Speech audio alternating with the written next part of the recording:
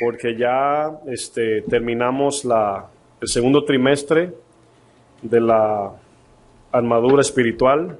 Si me pueden acompañar al libro de Efesios, si los niños se ponen un poquito inquietos, pueden entrar al cuarto si quieren. Está disponible hoy para los niños, para no interrumpir a los hermanos. Muchas gracias. Efesios 6, verso 10.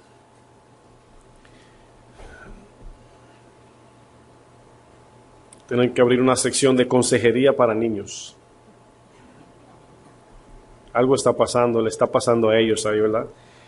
No entendemos que son niños, pero tenemos ahí la disponibilidad del cuarto allí. Bueno, ya concluimos las enseñanzas de la armadura espiritual, pero vamos a hablar hoy en el verso 8, aunque vamos a leer desde el verso 10, nos vamos a enfocar en el 18, quise decir 18, y Pablo allí agrega la oración luego de haber puesto la armadura en nosotros. Y si usted me acompaña en el verso 10, dice lo siguiente. Dice, por lo demás, hermanos míos, fortaleceos en el Señor y en el poder de su fuerza. Vestíos de toda la armadura de Dios, para que podáis estar firmes contra las acechanzas del diablo, porque no tenemos lucha contra sangre y carne, sino contra principados, contra potestades, contra los gobernadores de las tinieblas de este siglo, contra huestes espirituales de maldad en las regiones celestes. Por tanto, tomad toda la armadura de Dios, para que podáis resistir en el día malo, y habiendo acabado todo, estar firmes. Estad pues firmes, ceñidos vuestros lomos con la verdad, y vestidos con la coraza de justicia, y calzados los pies con el apresto del Evangelio de la paz. Sobre todo, tomad el escudo de la fe, con que podáis apagar todos los dardos del maligno, y tomad el yelmo de la salvación y la espada del Espíritu, que es la palabra de Dios. Y ese es el verso que vamos a enfatizar, orando en todo tiempo, con toda oración y súplica en el Espíritu, y velando en ello con toda perseverancia y súplica por todos los santos.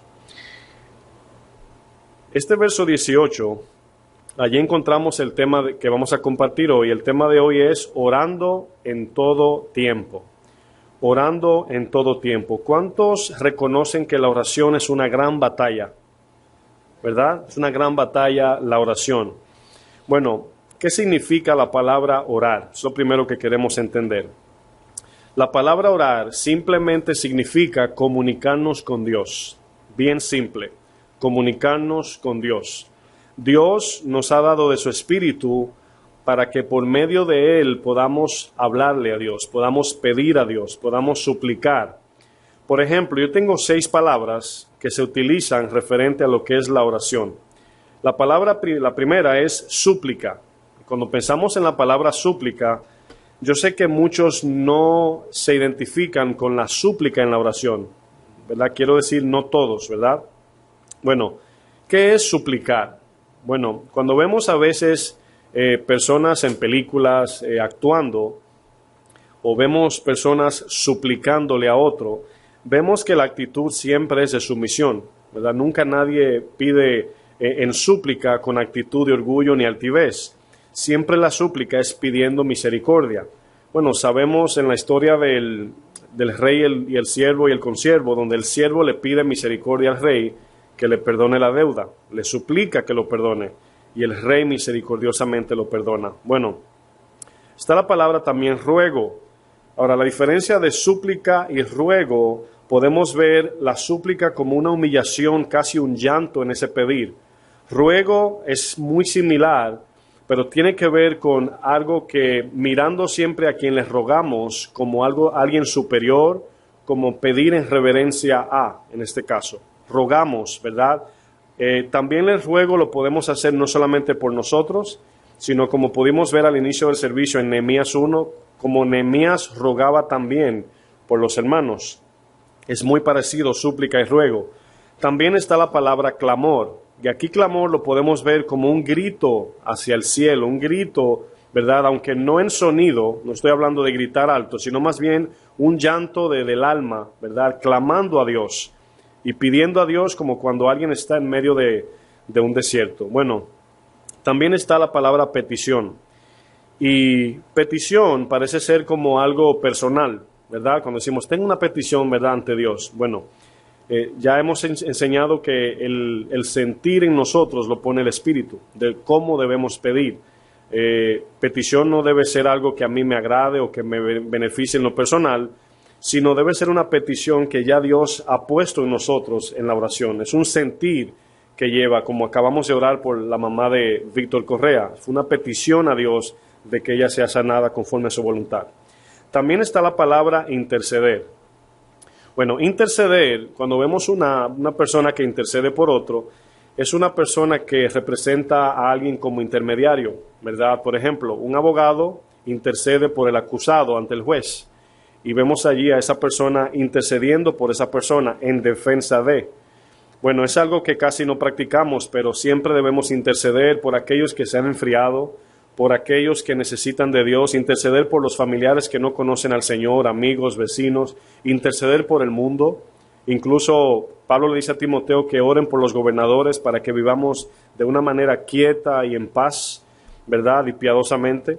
Bueno, la intercesión es algo que se ha perdido y se ha confundido con otra cosa, lo que es ministerio, le han llamado de intercesión. Bueno, interceder, Cristo es nuestro intercesor. Por ahí dicen que la Virgen María es nuestra intercesora, pero sabemos que es una aberración, es una herejía eso no es bíblico. Solamente Cristo dice que ora por nosotros, ¿verdad? Él es nuestro abogado. Bueno, también está la palabra simple, pedir, ¿verdad? Pedirle a Dios. ¿Qué pedimos a Dios? Bueno, todo aquello que sea concerniente a su voluntad. Bueno, aquí vamos a ver algunos puntos de algunas cosas que debemos saber acerca de la oración. Bueno, punto número 1, ¿cómo no debemos orar? ¿Cómo no debemos orar? Y si quiere, si tiene la oportunidad, me acompaña a Mateo 6, verso 5. Punto 1, ¿cómo no debemos orar? ¿Cómo no? ¿Cómo no debemos orar? Y esta enseñanza nos las da aquí el Señor Jesucristo en Mateo 6, verso 5. Ahora, hay dos palabras que aparecen en Mateo acerca del ayuno y la oración que inician cuando ayunes o cuando ores. En otras palabras, el Señor está asumiendo que siempre ayunamos y siempre oramos, ¿verdad? Que es algo que practicamos. Bueno, aquí en este caso el verso comienza diciendo, ¿están en Mateo 6, 5? Dice, cuando ores no seas como los hipócritas, ¿verdad?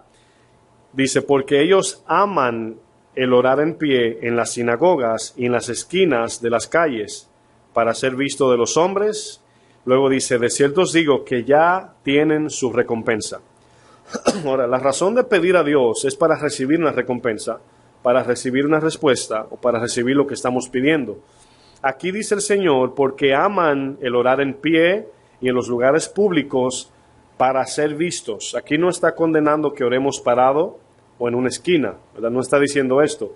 Pero la razón por qué lo hacemos, sí. Dice, ellos oran de pie y en las esquinas, luego dice, para ser vistos. Entonces, porque aquí podemos confundirnos y decir, bueno, la Biblia dice que no se debe orar parado. Bueno, estamos adorando a Dios y es una forma de oración. Estamos comunicando en alabanza y en adoración de pie. Tenemos la historia también del fariseo y el publicano, dice, él orando de pie, pero donde el Señor se enfatiza y es en la actitud, ¿verdad? Que no se humillaba. Bueno, aquí vemos que el texto dice, no seas como los hipócritas. Luego dice, no ores en pie ni en las esquinas, dice, para ser vistos. Aquí es la actitud y el propósito de la oración.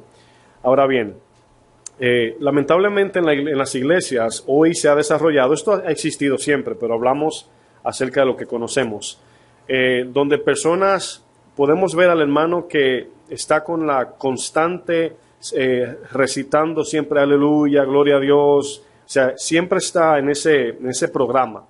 Bueno, hay dos partes aquí, hay quienes los hacen de manera sana, con un corazón limpio, pero hay otros que lo hacen para identificarse como una persona súper espiritual.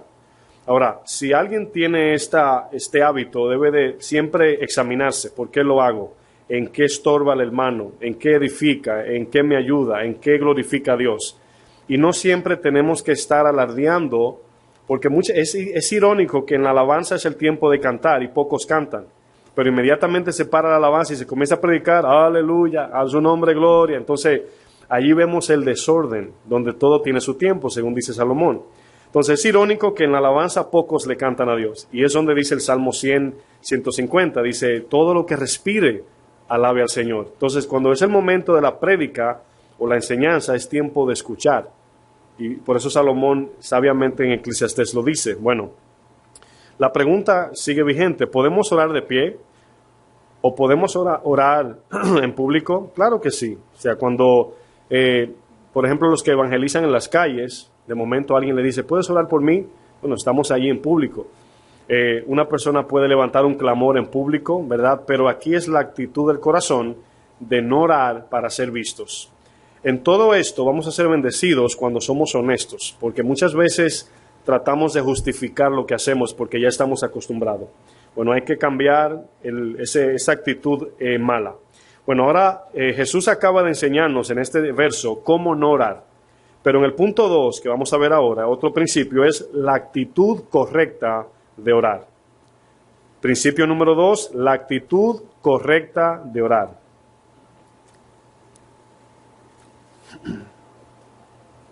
¿Qué es actitud? Actitud significa el por qué hacemos lo que hacemos. Aptitud, ¿verdad? Con P, es el don que tenemos o la capacidad. Hay actitud y aptitud. Aquí me refiero a la actitud del corazón, con la intención y el por qué hacemos lo que hacemos.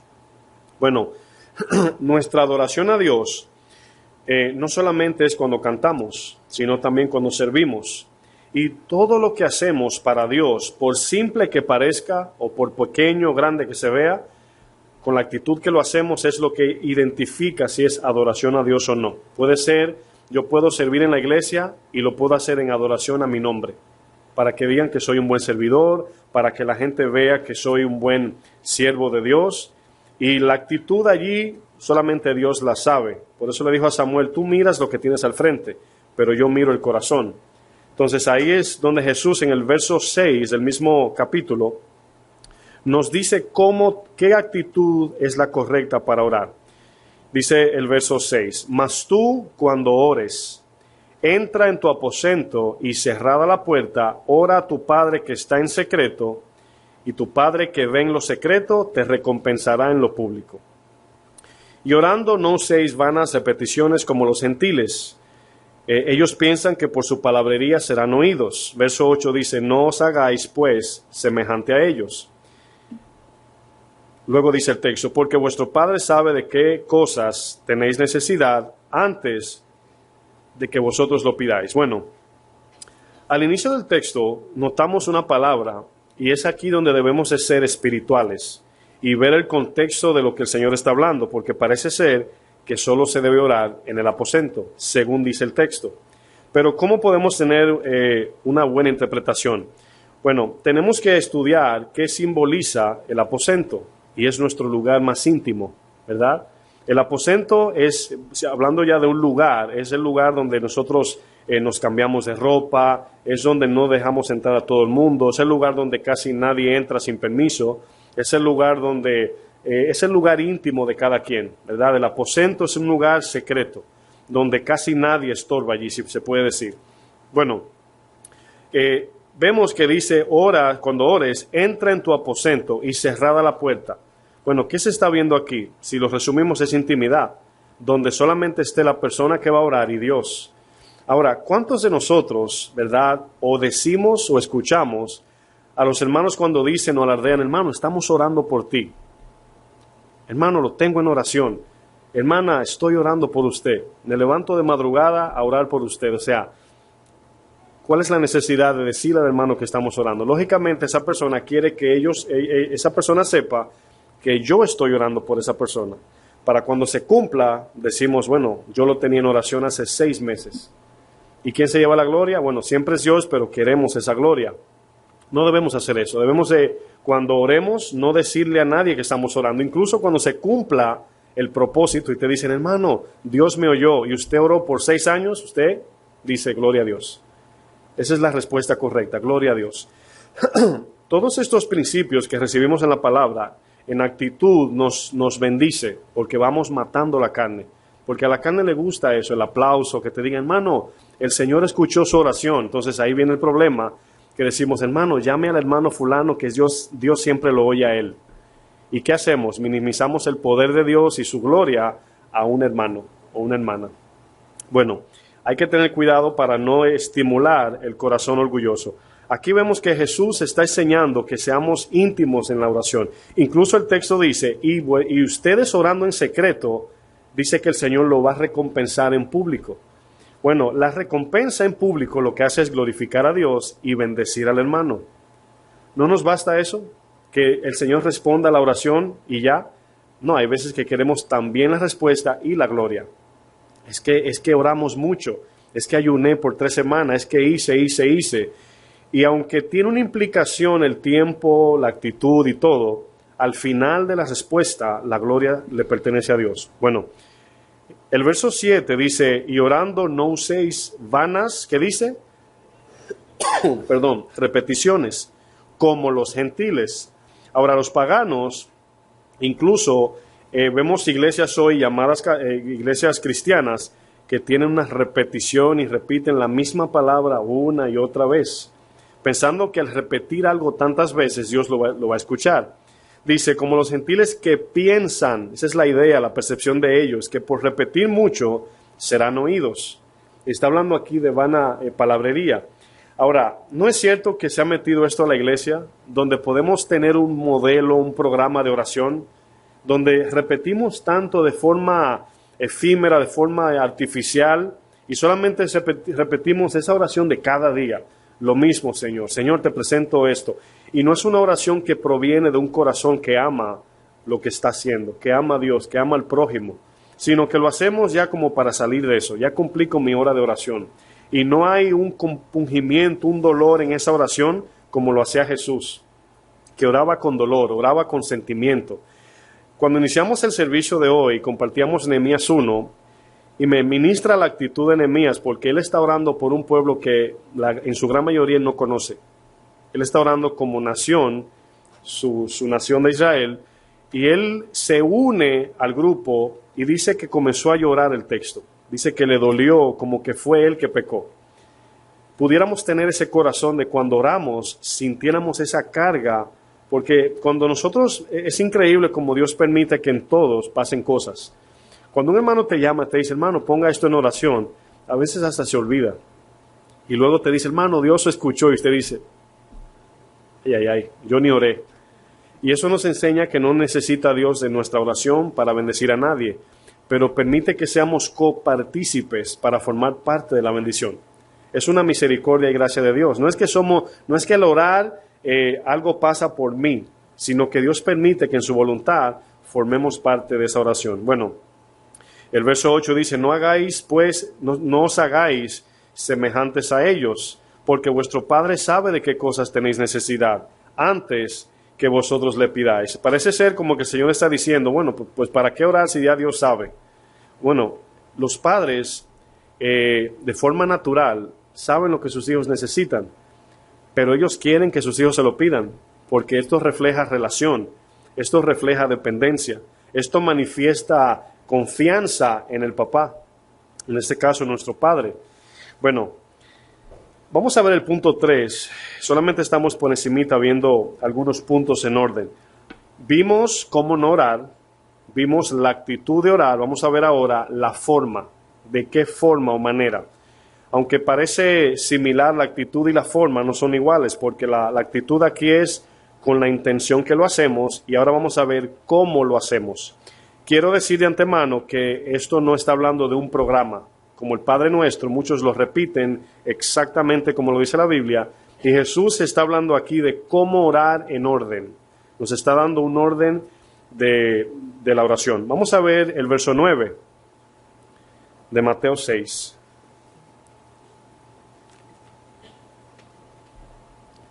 Dice, vosotros pues oraréis, y ahí está la palabra, así. Y así nos deja entender que nos está diciendo cómo orar. Dice, Padre nuestro que estás en los cielos, santificado sea tu nombre. Venga tu reino, hágase tu voluntad, como en el cielo, así también en la tierra. El pan nuestro de cada día, dánoslo hoy. Y perdónanos nuestras deudas, como también nosotros perdonamos a nuestros deudores. Y no nos metas en tentación, mas líbranos del mal, porque tuyo es el reino y el poder y la gloria por todos los siglos. Amén. Bueno, es increíble como este texto se ve tan simple, pero yo puedo traer una serie completa de 2 meses hablando solamente del Padre Nuestro, o más. Bueno, vamos a ver algunos puntos. Vamos a ver primeramente cómo inicia la oración. Esta oración inicia con el enfoque en quién primeramente, en Dios. Así comienza, primero Dios, ¿verdad? Como dicen muchos. Bueno, aquí vemos cuando comienza diciendo Padre Nuestro. Lo primero que vemos es su santidad. Santificado sea tu nombre. Luego vemos su reino. Venga a nosotros tu reino. Y luego vemos su voluntad. Hágase su voluntad. Su santidad, su reino y su voluntad. Ahora bien, me llama la atención que cuando la Biblia habla de Dios, lo primero que presenta como carácter de Dios es su santidad. Porque dependiendo de cómo vemos a Dios, en esa misma actitud nos vamos a acercar a Él. Si yo pienso que Dios no es santo, digo, bueno, yo peco, pero total, voy a hablar con Dios hoy. Pero cuando vemos su santidad, y su santidad, yo siempre lo uso con el ejemplo del sol, que para poder ir al sol debemos de tener una vestidura incontaminada, incorruptible, para que el fuego no nos mate. Como decía un niño que quería ser astronauta, ¿verdad? Dices, quiero ser astronauta cuando sea grande. Y el papá le dijo, sí, ¿por qué? Porque, dice el niño, quiero ir al sol. Y dice, wow, papá, pero hijo, te vas a quemar, le dice el papá al hijo. Dice, no, papá, yo voy a ir de noche. Bueno, lamentablemente el niño tiene buena actitud, pero está errado. Y parece ser igual cuando venimos al Señor. Queremos venir al Señor de noche. Y dice la palabra que debemos de andar de día, ¿verdad? Porque la santidad de Dios es como el sol, que si intentamos acercarnos con las vestiduras equivocadas, el fuego nos consume. Bueno, eso pasaba con el sacerdote. Para el sacerdote poder entrar, tenía que pasar primero por el sacrificio, lavarse las manos. En el lugar santo venía con la palabra, que es el pan, encendía el candelabro y luego el incienso de oración, levantaba una oración a Dios y luego podía atravesar el velo. Y allí cuando derramaba, me imagino el temor de que viniese el fuego de Dios y lo consumiese allí, imagínense. Y temblando allí, en el propiciatorio derramaba la sangre. Y el Señor, solamente, fíjense en esto, solamente se sabía que el sacerdote era aprobado por Dios cuando salía. Imagínense. En todo el oficio y todo el servicio, hasta llegar a la presencia, era, me imagino, la delicadeza y el temor. Ahora, como ahora la gracia ha quitado toda esa ceremonia, bueno, ahora vamos como sea, oramos roncando en el mueble, como bueno, como Dios ya no se manifiesta así, abusamos de la gracia. Y debemos de tener esa reverencia cuando venimos a Él. Bueno, yo entiendo que no todo el tiempo tenemos esa actitud reverente en oración. Bueno, debemos de venir entonces de forma honesta, diciendo, Señor, necesito fuerzas, necesito que me ayudes, no tengo ni palabras. Y Dios sabe que somos débiles, Él sabe que somos así. Bueno, en el Padre Nuestro vemos que lo primero de Dios, el primer enfoque, es enfocarnos en Él. ¿Cuántos de nosotros al orar le decimos, Señor, ayúdame, Señor, vengo a pedirte algo? Lo primero que hacemos es, de forma egoísta, enfocamos la oración en nosotros. Entonces, si usted piensa en un rey, ¿verdad? ¿Qué es lo primero que se hace al entrar a su presencia? Bueno, primeramente que el rey acepte la presencia del que va a pedir. Y el rey allí tiene el cetro, y si no levanta el cetro, si no lo pone para que lo toque, queda muerto allí el que fue a pedir. Entonces, lo primero es, vamos a ver cómo está el rey hoy. Vamos a pedir que nos permita entrar. Vamos a entrar como el rey manda, no como yo quiero. ¿Se acuerdan de la historia de Esther? Que ella se arriesgó a entrar a la presencia del rey. Bueno, allí habla de la misericordia de Dios, representado en Ciro, el rey en ese tiempo. Bueno, Asuero, ¿verdad? Era el rey en ese tiempo. Bueno, cuando vemos allí que ella entra, podemos entender en ese estudio de que había un orden para ir a ver al rey. Bueno, debemos de verlo así con Dios. En la oración hay un orden donde comienza todo con Dios. En el principio era Dios y en el final será Dios. Él es el alfa, omega, principio, fin. Él es todo. Entonces, la oración está centrada primeramente en la presencia de Dios. Bueno, vamos a ver Más adelante dice, danos hoy el pan. Ahora, ¿cuál es ese pan? ¿Es el pan de trigo, de harina que nos comemos diario? ¿Ese pan es la palabra? ¿Ese pan es el alimento diario? ¿Cuál es ese pan? Bueno, me llama la atención que dice el pan, ¿verdad? Un pan específico. Y si lo sobreespiritualizamos, diríamos es la palabra solamente. Pero vamos a ver 3 puntos. Aquí vamos a ver al Dios proveedor. Póngale ahí en la cabecilla Dios proveedor. Vemos al primeramente Dios Padre como su santidad, su reino y su voluntad. Luego vemos al Dios proveedor. Y es cuando pedimos el pan diario. Bueno, 3 puntos debajo del pan. El pan, lo primero es su palabra. ¿Se acuerdan cuando Satanás le dijo, si eres el Hijo de Dios, convierte estas piedras en pan? Bueno, le citó Deuteronomio, que dice que no solo de pan vivirá el hombre. Podemos decir que es el maná de Dios, que es Cristo. Lo primero es lo espiritual. Luego vemos el sustento diario. Lógicamente dependemos de Dios en el sustento. Él nos sustenta, nos da el pan diario. Lo primero es la palabra. Lo segundo, sustento diario. Y lo tercero, la comunión. Bueno, ¿por qué agregué comunión aquí? El Señor dijo que los apóstoles crecían, perseveraban en la oración y en el partimiento del pan. Ahora, allí vemos los 3 unidos. El Señor suplía el pan, ellos comían de forma literal el pan, pero lo más importante era la palabra. Job dijo, yo estimo más la palabra de Dios que el mismo alimento físico. Entonces vemos que la palabra junto con el pan, la comida debe ser bendecida, santificada en la palabra. Al comer cada día debemos dar gracias a Dios, eso es una oración. Y allí ese pan que comemos también es parte de la comunión en la familia. Cuando comemos unidos, se ha perdido eso. Hoy cada quien por su lado comiendo. Hay personas, personas que oran solo porque tienen tanta hambre. Hay otros que están en el celular. O sea, se ha perdido la comunión en el partimiento del pan. Miren, algo que el Señor trae a mi memoria. Cuando comemos, los que tienen familia, entiendo que no todos tienen esa comunión, aunque tenemos todos la de Cristo, ¿verdad? Que es la más importante, pero los que viven en familia deben de traer a memoria el momento de cenar, de comer, desayunar, como un tiempo de oración y de agrado al Señor, porque proveyó en ese momento. A veces estamos tan acostumbrados a recibir lo que Dios da como algo tan natural que no tenemos esa reverencia. Hay veces que el Espíritu me trae tristeza cuando veo la comida, porque yo entiendo que no merezco ni aún ese plato. Y no siempre tenemos esta actitud, pero debemos de tenerla y decir, bueno, este pan que llegó a mi mesa, Dios lo mandó. ¿Qué le debemos a Dios en ese momento? Reverencia, oración, gracias. Y unánimes en la familia, ¿verdad? Siempre orar juntos, dándole gracias, porque llegarán días que a lo mejor no tendremos ese pan. Dice la palabra que habrán días donde el sustento, el pago de un día será un plato de comida, ¿verdad? Y van a ser días difíciles. Mientras tanto, damos gracias. Y siempre algo que no se me olvida orar en la comida es dar gracias aún no haya, aunque no el Señor nos supla. Bueno, pudimos ver ahí en el Padre Nuestro el Dios proveedor. Vamos a ver ahora el Dios perdonador. Padre, perdónanos. Y fíjense la medida, así como nosotros perdonamos a los que nos ofenden. Ahora, aquí la deuda no está hablando de deuda económica, ¿verdad? Porque sería fácil coger prestado y ir al Padre Nuestro y decir, Señor, perdona nuestras deudas, ¿verdad? No, hay que pagar. Pero aquí deuda se está refiriendo al pecado, es una deuda al pecado. Por ejemplo, Romanos 13 dice, no debáis nada a nadie, sino el amaros unos a otros. Entonces ahí está hablando que el amor es una deuda también. Debemos, por eso decimos la palabra debemos amar. Y la palabra debemos viene de la palabra deuda, ¿verdad? Bueno, Dios perdonador. ¿Cómo nos perdonó? Aquí también hay 3 puntos. Punto número 1, nos perdonó en Cristo. Fíjense por dónde va el Padre Nuestro ya. Y lo estoy resumiendo, honestamente. Dios perdonador, su perdón en Cristo, punto 1.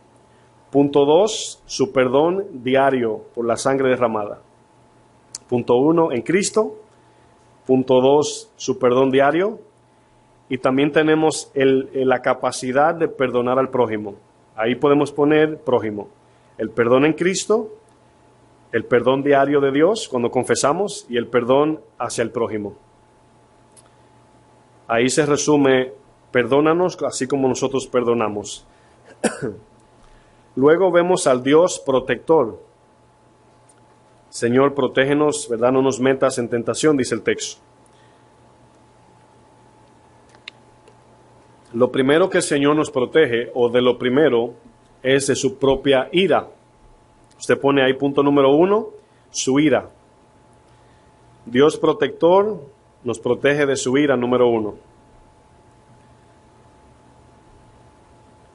Punto 2, del cazador. Ya saben que es Satanás. Los demonios ahí están incluidos. Y el mundo está ahí también. Pero el tercero es tentación. Punto 1, su ira. Punto 2, del cazador o de Satanás pueden poner. Y punto 3, de la tentación. Bueno, eso fue un pequeño resumen del Padre Nuestro. Ahora, me llama la atención que el Padre Nuestro es una oración en comunión, porque no dice Padre mío, sino dice Padre Nuestro. Que cuando oramos, siempre estamos orando con la actitud de tomar en cuenta al prójimo, también de que somos hermanos, y la oración, así como Nehemías, se levanta en comunión. Bueno, yo quiero hablar de la actitud de oración un poco más, y quiero utilizar el ejemplo de Daniel 10, si me acompañan allá. Vamos a ver aquí un poquito de guerra espiritual, un poquito de la actitud del corazón de Daniel, y cómo el Señor respondió a Daniel por su actitud.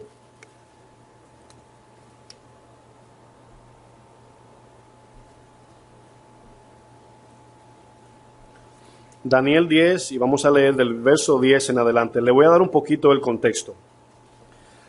Al iniciar el capítulo 10 de Daniel, vemos que Daniel se le da una visión, ¿verdad? El libro de Daniel está lleno de visiones, sueños, y Dios le muestra a Daniel.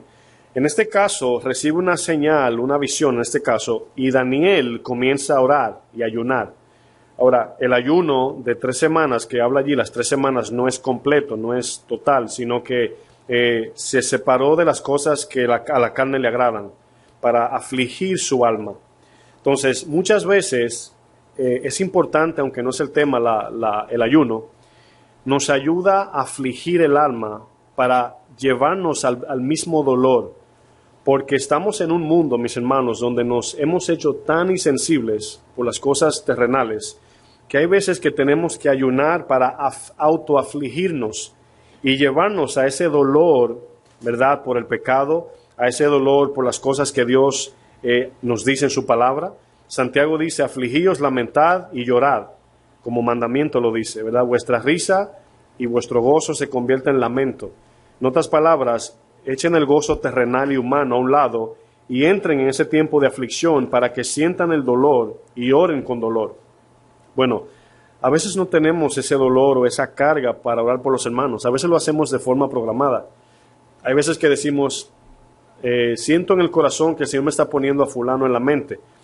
Pero aunque lo hacemos, el corazón no está allí compungido, no está afligido, no está en el mismo dolor que el hermano. Y yo le comparto una oración que yo siempre hago.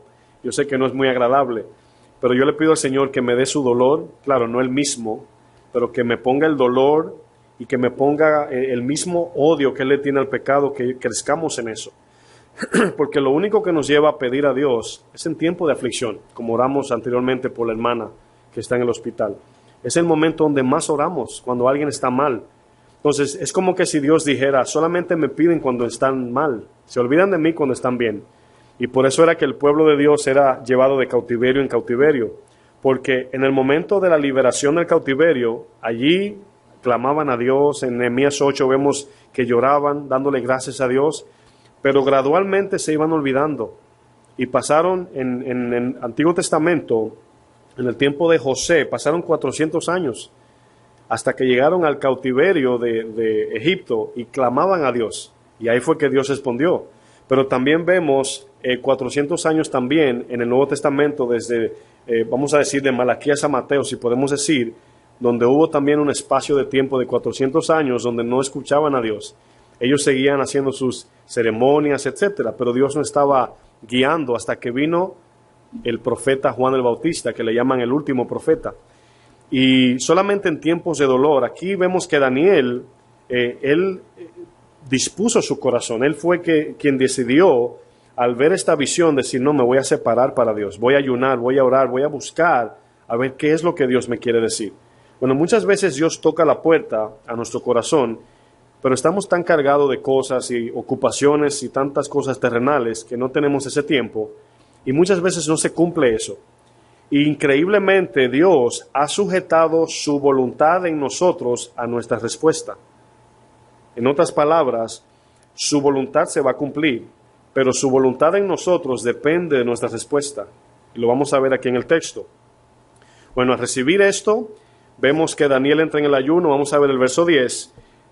Quiero, antes de entrar, enfatizar algo. Muchos de los eruditos en la palabra, en otras palabras, los maestros estudiosos, no tienen una certeza de que si aquí está hablando de Jesús y Gabriel al mismo tiempo. Mi convicción es que sí, de que aquí se le aparece en visión Jesús, pero le está hablando a él Gabriel. Y vamos a ver aquí algunos puntos, y yo lo apelo a la convicción de cada quien. Esto no va a quitarle ni a ponerle al texto. Pero como no está tan claro, puede haber allí una batalla a usted entender. Pero yo voy a tratar lo más posible de ver aquí, ¿verdad?, de quién está hablando. Para mí, allí está la presencia del mismo Jesús encarnado, y Gabriel vino también de parte de Dios. Acuérdense que en la oración del 9 dice se le apareció Gabriel en la oración. Y a Gabriel le llaman el arcángel, el querubín de la oración. Y Miguel, el de la palabra.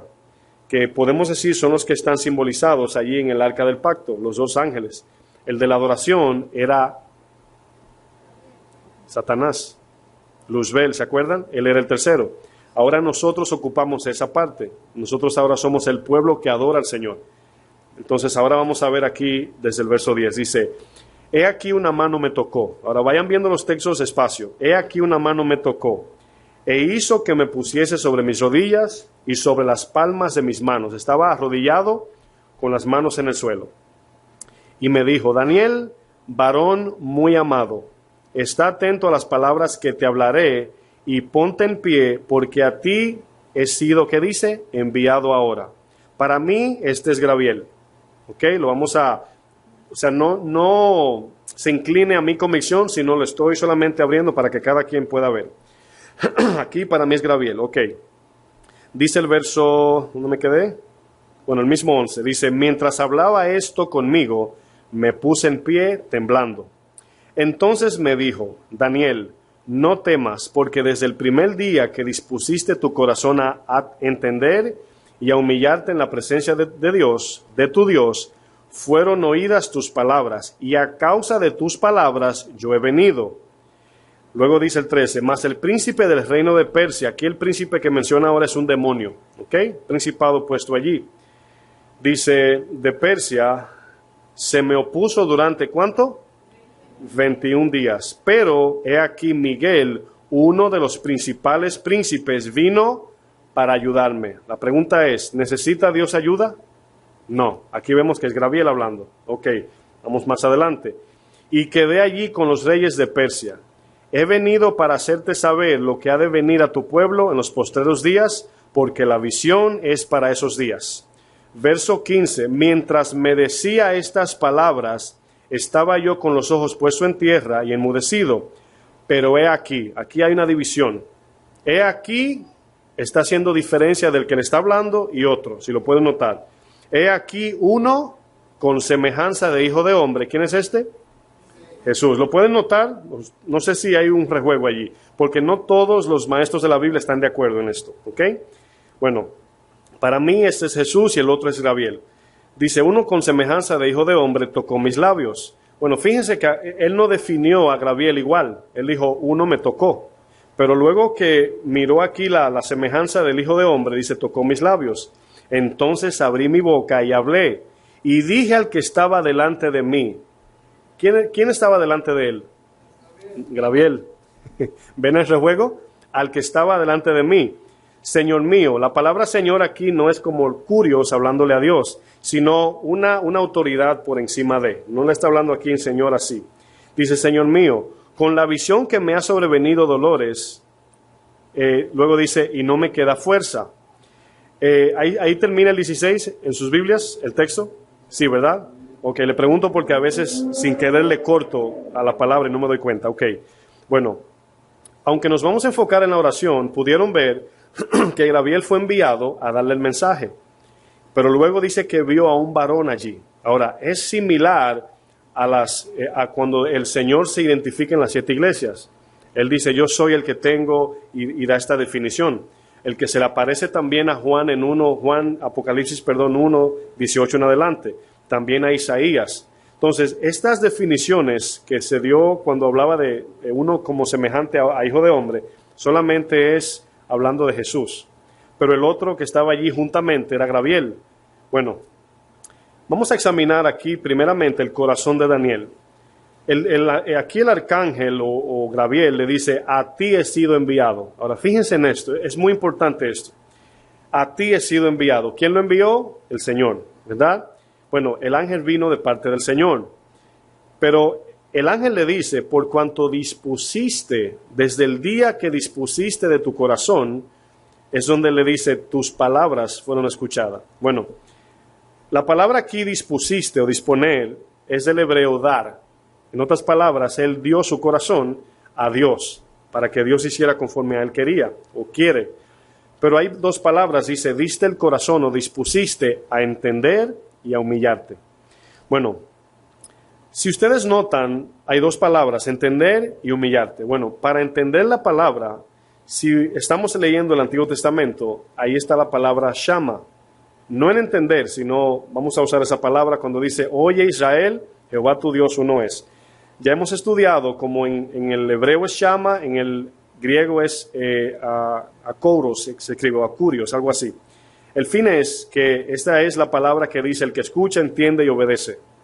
Pero es porque tiene ya el corazón dispuesto para lo que el Señor diga. Es muy diferente a cuando le pedimos algo a Dios y Dios responde. Si nuestro corazón no está dispuesto, no vamos a entender el mandamiento. Por ejemplo, suponiendo que le decimos al Señor, Señor, yo quiero ser misionero. Suponiendo, estoy teniendo ese sentido, ¿verdad? Un ejemplo. Y le oramos, Señor, ayúdame, lléname, capacítame, ¿verdad? Y el Señor te dice, vete para Haití. Bueno, muchas veces cuando le pedimos a Dios, decimos, Señor, yo sí, pero no fue con esa intención que lo dije. O sea, eso no era lo que estaba en mi mente. Claro, porque cuando le pedimos a Dios, condicionamos. Bueno, Daniel, cuando dio su corazón, era conforme Dios diga, sea lo que sea la muerte o sea algo bien difícil. Incluso, si ustedes notan en el verso 1, dice esta palabra era verdadera y el conflicto grande, dice el texto. ¿Qué es conflicto? La guerra. O sea, había una batalla espiritual. Y vemos aquí una guerra angelical, si lo notaron. Dice el verso que allí se lo detuvo a Gabriel y a Miguel, el ángel o el principado de Persia. Bueno, para explicar bien rápido, para no quedarnos un poco allí con dudas, cada vez que una nación se separa de Dios, el enemigo toma posesión, ¿verdad? Y sí, hay ángeles regionales, pero es cuando el hombre le entrega esa llave. Cuando el Sodoma y Gomorra, allí había un principado. No se menciona, solamente aquí para que entendamos el principio bíblico. Pero Sodoma y Gomorra, incluso a Satanás se le llamó en la Biblia el rey de Tiro y Sidón. El rey de Tiro, dice el texto. Y cuando define quién es el mismo Satanás. O sea, no es el rey que estaba de forma humana, sino Satanás. Entonces, cuando vemos aquí el ejemplo en Daniel 10, es como que si el Señor nos abre la cortina a lo espiritual, para que entendamos qué sucede mientras estamos orando. Bueno, Daniel oró ¿por qué tiempo? 21 días. ¿Qué tiempo se opuso el principado en Persia? 21 días. Entonces, ¿qué nos dice eso? Que mientras Daniel oraba, los ángeles estaban peleando la guerra espiritual. ¿Lo pueden ver? Bueno, vamos a seguir leyendo. El ángel le dice, a causa de tus palabras he venido. Fíjense lo que dice el texto. A causa de tu clamor, de tus palabras, de tu oración, yo he venido. Bueno, yo quiero que me pongan una marca en Daniel y vamos a usar un ejemplo en Apocalipsis 8. Solamente vamos a verlo como referencia. Este libro, cuando lo abrimos hay que tener una licencia para abrirlo. Sí, porque tiene muchas metáforas y sombras y figuras y a veces nos confundimos. Bueno, fíjense lo que dice este texto. A mí me impresiona esto. Yo espero que a usted también. Apocalipsis 8.1 dice, cuando abrió el séptimo sello, se hizo silencio en el cielo como por media hora. Y vi a los 7 ángeles que estaban en pie ante Dios, y se les dieron 7 trompetas. Fíjense lo que dice ahora.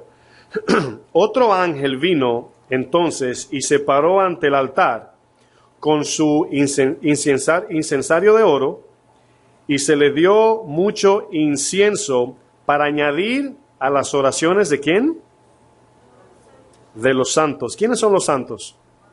Nosotros, los hermanos, ¿verdad? Dice que mientras nosotros oramos, el Señor añade a esa oración para completar el propósito de lo que pedimos. Puede ser, será posible, a manera de pregunta, que a veces no llenamos estos incensarios en oración y no recibimos la petición o el clamor a Dios. ¿Será posible? Porque aquí dice que había que llenar el incensario de incienso que representan la oración. Y dice que él completó, lo vamos a leer otra vez, verso 3. Otro ángel vino entonces y se paró ante el altar con un incensario de oro, y se le dio mucho incienso para añadir a las oraciones de los santos sobre el altar de oro que estaba delante del trono. Y de la mano del ángel subió a la presencia de Dios el humo del incienso con las oraciones de los santos. ¿Lo pueden ver? Bueno, aquí lógicamente nos está explicando que cuando usted y yo oramos, esa es la idea, si pueden mirar hacia acá. Nos imaginamos los ángeles con el incensario allí, ¿verdad? ¿Y cómo se llena el incensario? Lógicamente es con las oraciones, ¿verdad? Y cuando se rebosa, luego vemos que viene un ángel, y esos textos siguen más adelante, lo vamos a leer otro tiempo, no ahora, pero dice que enciende el incienso allí, para que luego las cenizas sean regadas como respuesta una vez el humo sube al Señor. Por eso dice, las oraciones de mis santos son como olor fragante. Pero, ¿se acuerdan del altar de incienso que son condimentos de olor, de buen olor? Bueno, vamos a hacer esta pregunta. ¿Qué sería? Vamos a pensar en esos condimentos como nuestras oraciones, ¿verdad? ¿Qué sería un condimento, vamos a decir, que huele mal a Dios? ¿Qué sería? Cuando oramos a Dios, ¿qué es lo que hace que ese olor llegue con mal olor y Dios rechace eso? Dios no le va a gustar el mal olor. Nosotros también como seres humanos no nos gusta, mucho menos Dios santo y perfecto. Pero dice que cuando se le dio las diferentes condimentos o las semillas y hojas que se usaba para que eso oliera bien al Señor en el tiempo del tabernáculo, bueno, ¿qué representa un olor fragante a Dios? Lógicamente que oremos en el Espíritu, que oremos conforme a su voluntad, que lo que pidamos sea agradable a Dios. Bueno, imagínese, ayunando y orando por un carro. Señor, una casa, Señor, con no más de 2 baños, Señor. Y usted llorando allí, o sea, se oye como raro, ¿sí o no? Pedir eso. Ahora, dice la palabra que el Señor sabe en el Padre Nuestro de qué tenemos necesidad. ¿Saben lo que quiere decir eso? Que mientras pedimos lo espiritual, cuando Dios nos da lo espiritual y debemos de cumplir eso, si necesitamos un carro para ir a hacer el propósito, Dios lo añade. Si no lo necesitamos, cogemos el tren. ¿Sí se entiende? Dios añade lo necesario. Yo sé de qué tiene necesidad. Entonces, cuando buscamos el reino de Dios y su justicia, todas las cosas, lo demás, será añadido. ¿Cómo vamos a estar enfocados en las añadiduras para hacer? Y es lo que ha hecho la iglesia hoy en día. Si el Señor, si vamos a orar por ese hombre rico para que dé una buena ofrenda y con ese dinero para la gloria de Dios, orando por añadiduras. Mis hermanos, Dios no necesita ayuda, sino que oramos por lo espiritual para que ese hombre rico, si Dios lo quiere, se convierta primero, entregue su corazón y luego el Señor use ese instrumento. Pero total, al fin, quien le da a esa persona es Dios. Entonces todos volvemos a Dios, todo inicia en Dios y termina en Dios.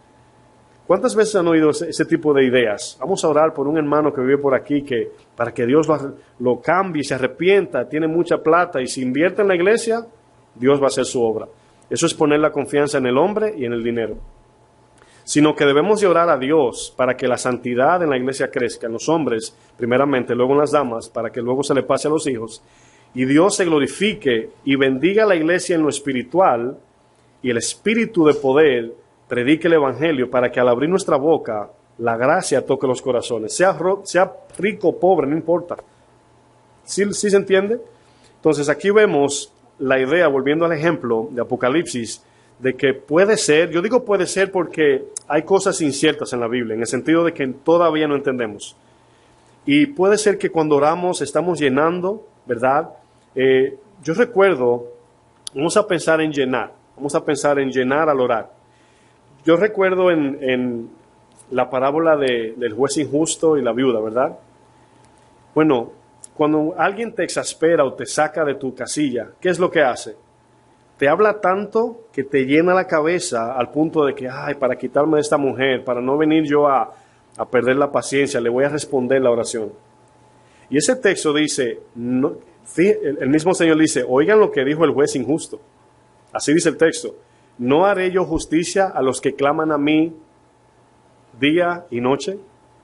¿Por qué dice eso? Porque está hablando de la insistencia. ¿Puede ser que la oración tiene cantidad de tiempo? Claro que sí, calidad y cantidad. Mientras más oramos a Dios, más estamos enfocados en Él, más dependemos de Él. El mismo texto dice, de cierto os digo que cuando yo venga, hallaré yo fe en la tierra. Porque la oración es una respuesta de la confianza, que es la fe. Y si le pedimos a Él es porque creemos que Él responde. Bueno, vamos a volver a Daniel y vamos a enfocarnos en el verso 13.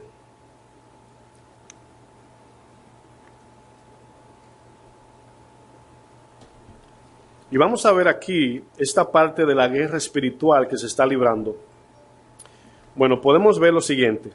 Verso 13. Mas el príncipe del reino de Persia se me opuso. Aquí oponerse es hacer guerra contra, ¿verdad? Durante 21 días. Mi pregunta es, ¿qué sucede si Daniel se detiene al día 18? ¿Qué sucede si Daniel ora 2 horas, 10 minutos? ¿Se cumple en él el propósito? Yo creo que no. Porque el mismo tiempo que él oró fue el mismo tiempo que el ángel estuvo allí en la guerra espiritual, ¿verdad? Dice, pero he aquí Miguel, uno de los principales príncipes, y me llama la atención esta palabra, vino para ayudarme. Hay veces que nos imaginamos el reino de los cielos como algo tan perfecto que podemos errar en el pensamiento humano. ¿Cómo que el príncipe necesita ayuda? ¿El príncipe de Dios necesita ayuda? ¿Por qué el Señor permite que haya, vamos a decir así, debilidad en los príncipes? O que haya una guerra casi a nivel en lo que es la guerra espiritual. ¿Saben por qué? Por nosotros. Porque nosotros debemos de responder para que se derrame el poder de Dios y ser victoriosos en la fe. Porque si no hubiera guerra espiritual, si no hubiese contradicción ni conflicto, ¿para qué orar? ¿Para qué confiar? ¿Para qué depender de Dios? ¿Para qué depender de Dios? O sea, esto es, mis hermanos, es por causa de nosotros. Dios fulmina a los demonios en un abrir y cerrar de ojos, pero está apelando a nuestro clamor día y noche por la justicia del mundo. Bueno, hay 3 preguntas que quiero hacer. ¿Somos parte de la guerra espiritual mientras oramos a Dios? No tienen que responder, solamente mediten esto. ¿Somos parte de la guerra espiritual mientras oramos a Dios? Bueno, pensemos en la espada. Bueno, si viene un ataque hacia nosotros de Satanás y se nos olvidó poner la espada, ¿de dónde va a sacar el espíritu? Vemos ahí el trabajo en conjunto, la sinergia. Otra pregunta, ¿por qué Dios no destruye a los demonios y a Satanás? Bueno, exactamente por la misma razón que acabo de decir, porque está apelando a nosotros a responder, porque tenemos una voluntad y tenemos libre albedrío que debemos de responder al confiar en Dios. Bueno, dice primera de Juan, dice, esta es nuestra victoria, nuestra fe. Ya Cristo venció en la cruz. Incluso En Éxodo dice, cuando el Señor le dice a Moisés, cuando le picó la serpiente, le mordió la serpiente, dice, atraviesa, hazte una serpiente de bronce y atraviésala. ¿Qué quiere decir eso? Que la cruz dice que fue victorioso sobre la serpiente, se atravesó. O sea, allí perdió su batalla, su guerra Satanás. Pero dice que todavía hace guerra con los santos, porque todavía no todos se han unido al ejército de Dios. Todavía queda gente no creyente. Y Satanás tiene esas personas en cautiverio también. Bueno, tercera pregunta. Al orar, ¿siempre sucede lo que le pedimos a Dios? ¿Siempre sucede lo que le pedimos a Dios? Bueno, sabemos que no, ¿verdad? Bueno, ¿por qué no? Bueno, Dios no siempre cumple lo que pedimos, porque no siempre pedimos conforme a su voluntad. Bueno, el verso 18 de Efesios 6 dice que oremos en el Espíritu. Orad en el Espíritu. Y esta pregunta yo sé que se las hacen muchas personas. ¿Qué es orar en el Espíritu? Muchos dicen que es hablar en lenguas mientras oran. Eso es una parte espiritual que sí. Pero orar en el Espíritu del todo, como fundamento, no quiere decir solamente orar en lenguas. Porque podemos orar en lenguas con el corazón torcido y estamos fuera del Espíritu o fuera de la voluntad de Dios. Bueno, vamos a ver Romanos 8, verso 26, para ver algunos textos que nos van a ayudar o nos va a arrojar luz a esto. Romanos 8, verso 26.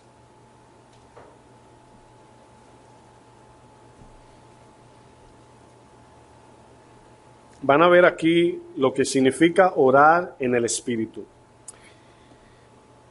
Dice el 26, dice, y de igual manera, el Espíritu, ¿qué dice? Nos ayuda, ¿verdad? En nuestra debilidad. La palabra debilidad habla de enfermedad. Pero aquí la enfermedad es una persona incapaz de tener la capacidad, si se puede decir, de pedir a Dios como conviene, de pedir conforme a su voluntad, si primero el Espíritu no nos ayuda, ¿verdad? Por ejemplo, cuando una persona está buscando una dirección y nunca ha ido a ese lugar, viene, le hace una pregunta a alguien, esa persona lo lleva a ese lugar. Puede que la intención de buscar a Dios, puede que sea buena, pero si no lo hacemos conforme a ciencia, como dice el texto, nunca llegaremos a cumplir el propósito, porque primero debemos de apelar al Espíritu Santo que nos anima, nos pone el sentir. Filipenses 2:13 dice que Dios produce en nosotros el querer como el hacer. Bueno, mientras Dios produce eso en nosotros, nosotros debemos de identificar eso que se produce en nosotros. Por ejemplo, usted dice, estoy sintiendo de parte de Dios tal o cual cosa. Bueno, debemos examinarlo en la palabra, a ver si compagina o si está de acuerdo a la palabra. Y ya sabemos que es Dios hablándonos. Pero Dios nos va a poner el sentir de cómo hacerlo, cuándo hacerlo, con quién hacerlo, por la guianza del Espíritu. Pero fíjense lo que dice luego. Nos ayuda en nuestra debilidad. Y luego dice, pues ¿qué hemos de pedir como conviene? No lo sabemos. Bueno, nadie sabe cómo orar de forma tal que se alinee al propósito de Dios, a menos que el Espíritu lo ponga primero en el corazón. Luego dice, pero el Espíritu mismo, ¿qué dice? Intercede por nosotros. En otras palabras, ora por nosotros. O sea, esa oración que nosotros tenemos, que estamos levantando a Dios, el Espíritu la toma y la lleva ya conforme a la voluntad, cuando nuestro corazón está correcto al pedir. Luego dice, Espíritu mismo intercede por nosotros con gemidos indecibles. Bueno, este gemir viene a nuestro corazón de parte del Espíritu Santo. Ese dolor por pedir por un hermano, una hermana, por una situación, por un propósito, por la iglesia, los hermanos, los líderes religiosos, etc. Pero vemos que es un gemido, ¿verdad?, que no habla, es un sentir, es un dolor aquí en el corazón o un sentimiento que nos expresa lo que Dios quiere que oremos o por lo que quiere que oremos. Fíjense lo que dice el 27, mas el que escudriña los corazones sabe cuál es la intención del Espíritu, porque conforme a la voluntad de Dios, ¿qué hace? Intercede por los santos. ¿Vieron aquí lo que es orar en el Espíritu?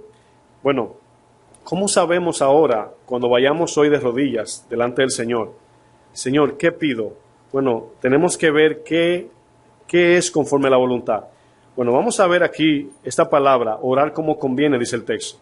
No sabemos pedir como conviene. La palabra convenir o conveniencia la usamos de forma natural, algo que me convenga en lo personal, ¿verdad? Bueno, no me conviene hacer eso porque sacrifico cosas. Pero la palabra aquí, convenir, está hablando de que cuando pedimos como conviene, es como le conviene a nuestro espíritu, para ser fortalecido, edificado y crecer en convicción. Entonces aquí vemos que debemos de pedir como conviene a nuestro espíritu, no a nuestra carne.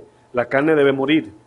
Por eso es que en las peticiones de oración no debemos enfocarnos en lo terrenal, sino en lo espiritual. Bueno, vamos a ver 3 principios ya para ir cerrando al orar en el espíritu. Vamos a leer primera de Juan 5:14.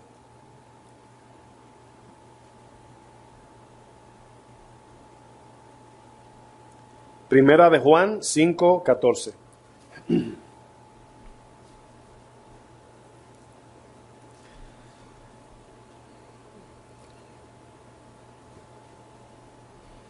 Eso es un buen texto para fortalecer nuestra fe, porque la fe se fortalece es cuando vemos a Dios moverse, al pedir, al obrar, al obedecer. Y fíjense lo que dice el 14, y esta es la confianza que tenemos en Él, que si pedimos alguna cosa conforme a su voluntad, Él nos oye. Ahora fíjense que Dios tiene un propósito ya alineado. Nosotros no lo conocemos del todo, sino que el Espíritu pone en nosotros el sentir. Él produce ese sentir de pedir cosas de arriba. Por ejemplo, Colosenses dice, hacer morir lo terrenal, poner la mira en las cosas de arriba. Pero ¿cómo desarrollamos este pedir, esta relación con el Espíritu para cada día pedir como conviene? Porque al pedir como conviene, de forma espiritual, Dios va a responder 100%. Y cada vez que usted y yo oremos y vemos esa respuesta, nuestra fe va a ser más fortalecida. Pero si le pedimos a Dios algo que no conviene en oración, nunca se va a cumplir, nuestra fe nunca va a ser fortalecida. ¿Sí se entiende eso? Bueno, principio número 1, para orar como conviene. Luego de darle los principios, lo voy a explicar con un texto. Negarnos para Dios. Es lo primero, porque en la oración debemos de pedir conforme a su voluntad, no a la nuestra. El número 1 es negarnos para Dios.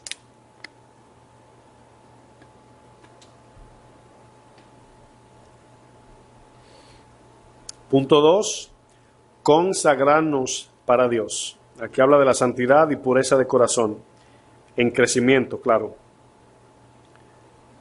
Consagrarnos para Dios. Y el punto 3, el principio número 3, lo voy a repetir luego, obediencia a Dios. Número 1, negarnos para Dios.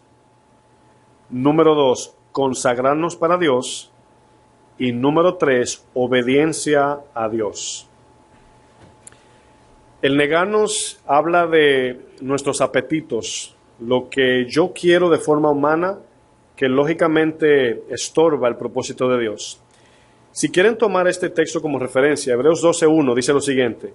Dice, corréis, ¿cómo dice? No, despojémonos de todo peso y pecado y corramos con paciencia la carrera que tenemos por delante. Fíjense lo que dice el texto. Despojémonos de todo, primeramente dice peso y luego dice pecado. ¿Qué es peso aquí? Todas las cosas terrenales que pueden ser estorbo para hacer lo que Dios quiere que yo haga en su obra. Por ejemplo, la palabra dice en Corintios, todo me es lícito. Claro, Dios permite que viajemos, que hagamos, que compremos, pero no todo edifica. Entonces, lo que no edifica, lógicamente, destruye o nos detiene. No crecemos de forma espiritual. Entonces, este peso, nunca la Biblia se lo va a decir. ¿Cuál es ese peso? Usted y yo sabemos cuál es.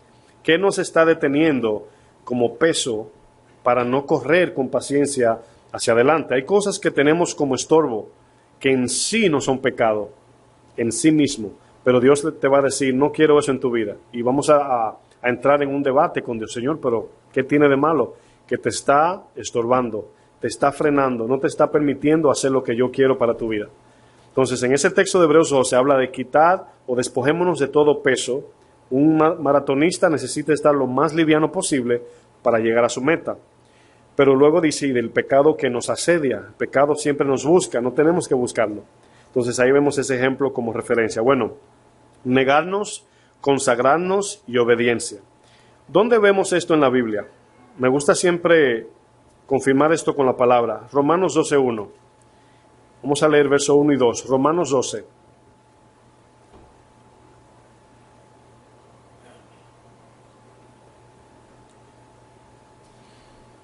Muchas veces se va el ánimo de orar porque no vemos la respuesta de Dios, ¿verdad? Y, por ejemplo, si usted ora como conviene a Dios, por ejemplo, ¿cómo oramos cuando alguien está enfermo? Bueno, lo único que pedimos es sanidad. Lo único, ¿verdad? No, porque hoy en día podemos decir, Señor, sánalo si tú quieres. O sea, no hay ese pedir con dolor. Sánalo, Señor, sánalo. Lógicamente, cuando decimos conforme a tu voluntad es que si no lo sana, bueno, gloria a Dios, Él sabe por qué no lo hizo. Ahí estamos orando conforme a la voluntad. Pero si decimos, Señor, si es tu voluntad, sánalo, pero si no, no lo sanes. O sea, no es de nosotros decir eso. A un enfermo siempre oramos por sanidad. Santiago lo dice, si hay algún enfermo, oren por él, ungiéndolo con aceite, los líderes. Pero la actitud siempre es de misericordia, de amor, de ayuda. Pero lo que Dios va a hacer depende de Él. También dice el texto de 1 Tesalonicenses, da gracia por todo porque esta es la voluntad de Dios. Le pedimos, lloramos, ayunamos y clamamos que lo sane. Pero si no lo hizo, mi corazón está tranquilo porque Dios hizo lo que a él cree que es mejor. ¿Sí se entiende eso? Porque podemos confundirnos allí. Pero si Él lo va a sanar o no, ¿dónde yo quedo? No. Debemos de siempre mostrar esa actitud. Ustedes van a orar por personas que nunca van a ser salvos. Créanme. Pero ustedes y yo no sabemos quiénes son. Por eso oramos con todo. Señor, sálvalo, sánalo. Y Pablo dice, ya no vemos a nadie según la carne. La vemos ya como Dios, ¿verdad?, lo ve. Bueno, miren lo que dice el verso 1, Romanos 12. Dice, así que, hermanos, os ruego por las misericordias de Dios que presentéis vuestros cuerpos. ¿Qué dice? Bueno, ¿qué es sacrificarse de forma viva? Bueno, es negarnos. Si quieren también referencia a Gálatas 5:24, dice, y los que están en Cristo ya han crucificado sus pasiones y sus deseos. Ya no más es lo que yo quiero, sino lo que Dios quiere. Y esa es la batalla exactamente en la iglesia. Por eso el evangelio no se expande más, porque cada quien tiene su propio anhelo. Nadie quiere negarse. Y por eso el Señor lo dijo, el que no se niega no puede ser mi discípulo. Lógicamente no, porque tenemos aquí lo terrenal y lo espiritual. Y los dos nos están llamando en diferentes lugares. Por eso dice Gálatas 5, del 16 en adelante, o 17, dice que el espíritu se opone a la carne y la carne al espíritu. Y luego dice, para que no hagáis lo que quisierais, sino para que hagamos lo que Dios quiere que se haga. Entonces ahí vemos que es el crecimiento en eso. Fíjense lo que dice, presentemos nuestro cuerpo en sacrificio vivo. Claro que es un sacrificio porque duele cuando la carne te pide y tú le dices que no, porque Dios no quiere o no quiere, ya sea en pecado o en peso, ¿verdad? Y ya entienden lo que es el peso, ¿a qué me refiero? Luego dice santo. Bueno, santo aquí es separados en mente y en corazón de la corriente del mundo. No en cuerpo presente, o sea, no es correr de la gente, sino si estamos en un grupo y no son cristianos, estamos separados aún estando allí, en mente y en corazón. Estamos meditando en la palabra con el corazón sometido a la voluntad de Dios. Bueno, dicen malas palabras, están bebiendo, fumando, pero si es obligatorio estar allí, a eso me refiero, bueno, estamos separados. La palabra santo significa separado, ¿verdad? Y luego dice agradable a Dios. Bueno, la gravedad fue la culpable, no se puede. Podemos ver ahí, mis hermanos, que allí vemos presentar el cuerpo en sacrificio vivo, luego dice santo y agradable a Dios. Cuando yo veo esto, digo, wow, increíblemente vemos el sacrificio de la carne o el cuerpo, luego vemos la santidad de nuestra alma y luego vemos aquí agradando a Dios, o la santidad de nuestro espíritu, perdón, agradando a Dios con nuestra alma, porque aquí quien nos pide es el alma, ¿verdad? Ella es la que pide. Pero vemos aquí como en el verso 2 es la respuesta de lo que venimos hablando, de negarnos, consagrarnos y obedecer. Fíjense lo que dice el 2. No os conforméis a este siglo, sino transformaos por medio de la renovación de vuestro entendimiento. En otras palabras, por la palabra cambien su forma de pensar y actuar. Y luego fíjense lo que dice, para que comprobéis cuál sea la buena voluntad de Dios, agradable y perfecta. Bueno, ¿cómo comprobamos eso? Comprobar algo es cuando lo hacemos o lo experimentamos de primera mano. No es porque fulano lo dijo o porque el hombre o la mujer de Dios lo predicó. No. Comprobar es de forma personal. Cuando nos presentamos a Dios en sacrificio vivo, cuando nos separamos en santidad y cuando agradamos a la voluntad de Dios, no a la nuestra, comprobamos el resultado de eso. ¿Sí se puede entender? Entonces ahí vemos el resultado de, y la fe se fortalece. ¿Y qué le pedimos a Dios? Conforme a su voluntad, conforme a su plan eterno, conforme a lo espiritual y a lo que está en el cielo, no en la tierra. Bueno, ¿sería malo pedir por la comida? No, lógicamente no. Señor, suple nuestras necesidades, pero dice la palabra que no tengamos falta de fe, porque si los pajaritos que tienen un nivel más bajo que nosotros ante Dios, cada día comen, ¿cómo no tenéis fe? Dice. Ni aun Salomón se vistió como ellos. En otras palabras, muchos, no sé si se han preguntado eso, de por qué dice el Señor que Salomón no tuvo la vestidura de un pajarito. ¿Se han preguntado o no? ¿Por qué Dios dice que la vestidura del pajarito es más? Porque el pajarito lo vistió Dios y Salomón se vistió él, en decisión y tipo de vestidura. Los pajaritos lo vistió el Señor y no se le ensucia la ropa, se sacuden y ya está limpia, o sea, si lo podemos ver así, ¿verdad? No vamos a orar para que Dios nos dé plumas ahora, no. Pero aquí vemos, hermanos, que la oración es una de las tres cosas que como cristianos debemos de ejercitar cada día. Y yo me voy siempre al lugar santo para poder entrar al lugar santísimo. La oración, la palabra y la adoración o la alabanza a Dios. Bueno, vamos a volver a Efesios 6:18 y ahí concluimos. Efesios 6:18.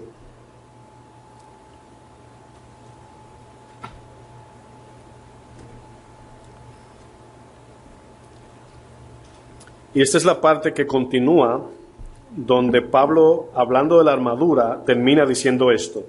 Después que Pablo nos manda poner la armadura espiritual, el casco, el cinturón, la espada, el yelmo, todo, dice, orando en todo tiempo, con toda oración y súplica, y luego dice, en el Espíritu, y velando en ello con toda perseverancia y súplica por todos los santos. Aquí podemos ver la oración diaria y en todo tiempo. Primera de Tesalonicenses 5:17 dice, orad sin cesar. Esta oración de Tesalonicenses está hablando de una actitud de conversación constante en meditación con Dios. Para todo necesitamos a Dios. Señor, guárdame. Pero es una actitud de confianza, no es tanto hablarla. Porque yo recuerdo una vez un hermano fue a llevarme unas cajas a mi casa. Y la caja se le iba a caer y no podía y comenzó a hablar en lenguas. En serio lo estoy hablando. Y comenzó allí, y digo yo, mi madre, o sea, ¿qué fue esto? O sea, no entendí ni lo que hizo. Y lamentablemente eso lo hacen como para mostrar como un cierto nivel espiritual. O sea, imagínense, ¿en qué implica eso allí? Bueno, no debemos hacer eso porque hay tantas cosas místicas que agradan al corazón, o al alma, perdón, que queremos ser así. Y miramos a los líderes religiosos, wow, ese varón cuando habla en lengua me ministra.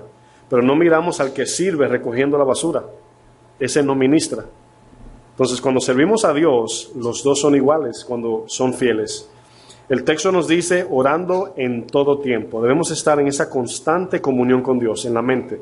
Esa es parte de la práctica espiritual, esa meditación. Bueno, ¿usted no piensa que tan simple como beber agua necesitamos la gracia de Dios? Personas se han muerto, se han ahogado con un vaso de agua. Señor, una actitud reverente, aunque no lo digamos, Señor, gracias por el vaso de agua, bendícelo y se lo bebe. Me voy a bañar, Señor, en tu nombre voy al baño. Aunque no lo decimos, pero es la actitud del corazón en confianza con Él. Hay personas que han resbalado en la bañera y muertos, secos. Entonces, necesitamos su gracia, su protección en todo tiempo. Esa es la actitud de orar sin cesar.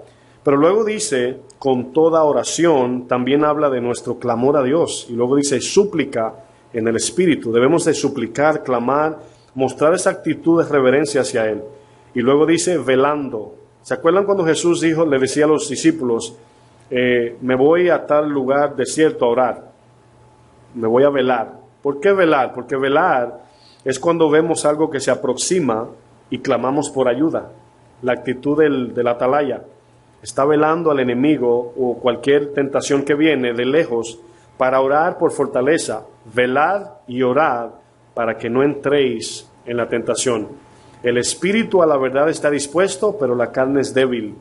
Entonces, a la carne ser débil debemos de depender del espíritu y orar en todo tiempo. Ayúdame aquí, Señor. ¿Saben por qué caemos en lo más simple? Porque al crecer un poquito nos confiamos de que ya podemos. Y ahí viene, resbalamos y plas en el piso. Decimos, Señor, ¿cómo pude? Bueno, ahí comenzamos a arrepentirnos, pero algo tan simple, mis hermanos, algo tan débil. Y es ahí como se nos olvida que la oración constante es la actitud dependiente de Dios. Bueno, es parte de la armadura de Dios. Orar en todo tiempo, orar en súplica, orar en el Espíritu, velando, y luego dice perseverando. Perseverar tiene una implicación de permanecer y crecer. Perseverar es permanecer y crecer. Como dice Hechos 2:42, y perseveraban en la doctrina, en la oración y en el partimiento del pan. ¿Por qué aparece allí el partimiento del pan? Porque refleja la unión en comunión, no solamente unánimes y unidos, sino juntos también.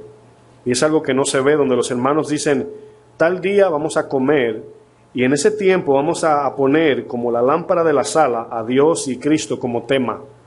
Vamos a hablar, vamos a deleitarnos en la palabra, vamos a ministrarnos, si hay un hermanito, una hermanita que conoce la Biblia, vamos a hacer preguntas, vamos a pasar el tiempo en algo que nos edifica. Y ahí vemos la perseverancia de los santos. Y luego dice, suplicando por los santos. Y aquí viene la oración por el prójimo. No podemos orar a Dios pidiendo por mí, y decir que estamos en el Espíritu sin pensar en el prójimo. Incluso Pablo, de la manera más humilde, dice en el 19, y por mí, si lo pueden leer, para que a fin que cuando vaya a predicar se me dé palabra. Es como ustedes, si no oran por mí, puede que Dios me corte la gracia también. Porque ustedes oran por su pastor, reflejando que quieren el maná del cielo, la palabra de vida. Yo oro para que Dios me use por amor a ustedes que reciban la palabra. Y es un trabajo en comunión, todos tenemos parte en esto. Nadie se lleva la gloria porque ponemos un granito de arena cada uno, pero es Dios quien completa la obra. Amén. Bueno, vamos a orar. Cierren sus ojitos.